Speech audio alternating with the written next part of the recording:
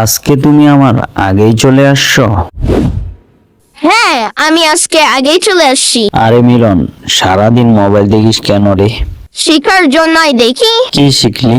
আজকে শিখলাম চা বেশি খেলে ঘুম আসে না। তাই তো তুই সারা রাত অনলাইনে থাকিস।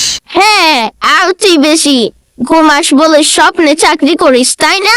তাহলে আজ থেকে বাস্তবে কাজ শুরু করি। হ্যাঁ, তবে আগে এক কাপ চা। এভাবে আর দোকানদারি হবে না।